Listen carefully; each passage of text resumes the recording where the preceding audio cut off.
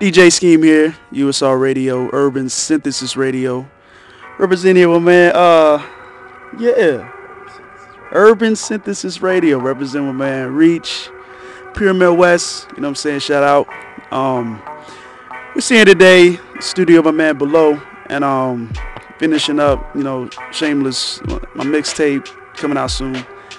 And yeah, needing to sit down with the man in charge, Reach, man. One of the dominating forces on the offense of hip-hop in Kansas City. Yeah, so we wanted to chop it up with you, man. Just see, you know, where you at in the present form, you know, in hip-hop in Kansas City, and, you know, what you up to. You know, first and foremost, let's get that out the way. Doing shows. I know you took a little hiatus and whatnot. You know what I'm saying? So what's going on right now? Reach is working on new projects right now. I have a mixtape and a brand new album that I'm working on. Working with a lot of producers on some specialized projects. My man De La from Paris, France, he's in Montreal right now.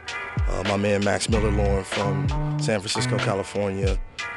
Dave Def from Germany. Just cats from all over, man. But like primarily, my focus right now is on the mixtape and then on the new album, which are pretty much done. It's just like, you know, the post-production stuff. What up? So these international guys, man. So is it, you know, their sound? Is it that, you know, they hungry? I mean, what is it? Why are you leaning towards that? Because that seems to be a little trend in the, you know, hip hop forums right now. I think it's, for me, it's like, it's the chemistry that I have with them. It's the energy that we create. I really love the sound and just their ideas about music, specifically with, you know, guys like Max. And with Max being a musician, he brings so much more to the tracks than the standard producers do. Gets into the instrumentation side of it, and I just think it's a broader sound, and I'm really trying to, like, you know, I'm always constantly looking for that new sound. So it's like, you know, I'm trying to really separate myself in terms of the music, the musicianship in it. So I think that's why I tend to gravitate towards some producers that might be overseas. They just have kind of broader ideas about how they want to do music. So with this talk of musicianship and the musical art of it, I know as an MC, I mean, just from me knowing you, you like to actually place yourself as an instrument in the song, which is something that, you know, a lot of rappers don't do. They try to outdo or out-rap or under-rap the beat. So, I mean, where does this musical background come from when you try to approach the music? Mostly just in my house, man. Like, growing up listening to, you know, jazz or soul or funk music, you know, just having that constant music playing in the house, having the different influences of all these different things coming across. So, I mean, all of those things have kind of come back to me. You know, they're part of what I consider to be my musical memory. So, like, all of those things come back to me and manifest themselves in my music.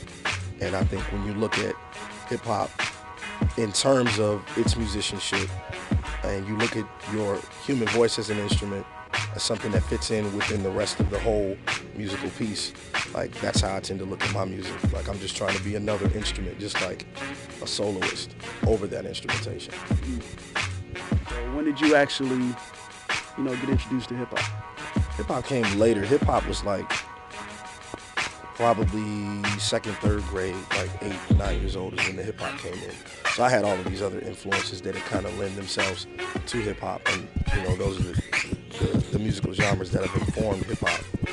But it came in at about 8 or 9 years old, man. Just my brother was a DJ, and he had, you know, music all throughout the house. You know, whether it was Run DMC's, Raising Hell, or, you know, whatever the case may be. I was in the living room listening to hip-hop music before school.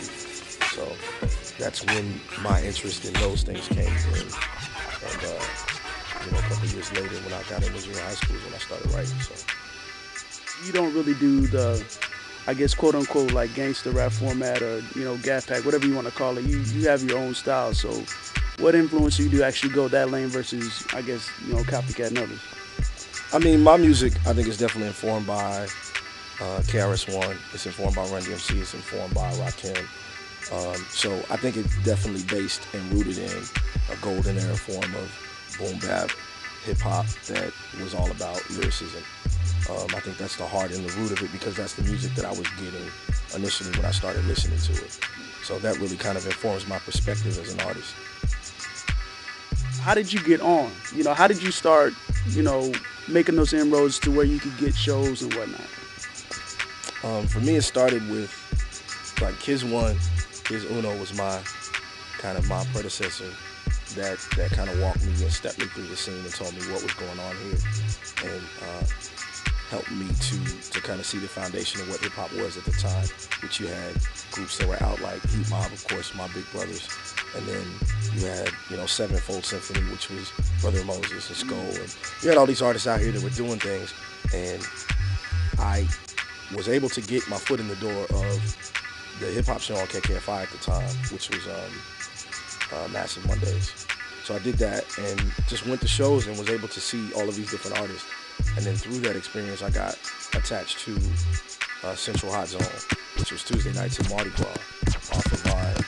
And I just went there and, you know, they had an open mic and it gave me an opportunity to rep. So I just would go down and take whatever my hottest 16 was and just really try to get the respect of people who were there. And I think in the early going, I was kind of known as a Cypher Crasher because I was always running into people's ciphers.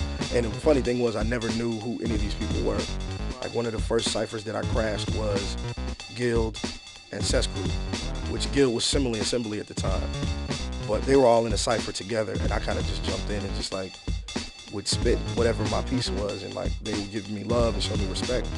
And you know, from there I was getting respect from dudes in Heat Mob like Jay Lee and Tom Gat and Taha. So yeah, that was really kind of the beginning for me as far as stepping into, putting my foot in the arena as an MC.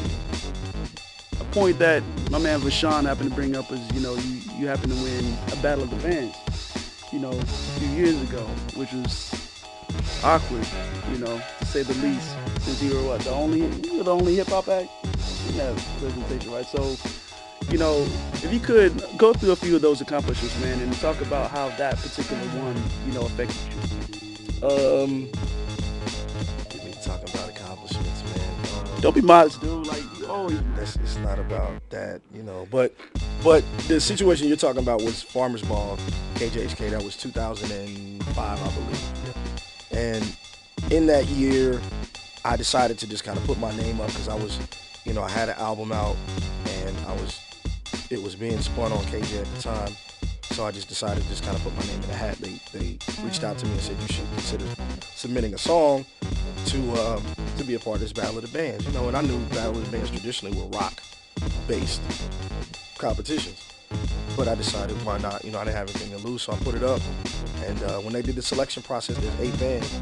They chose me as one of the artists to compete in this competition. So I just kind of went in like, I don't know what to expect. You know, I'm just gonna go in and do what I do.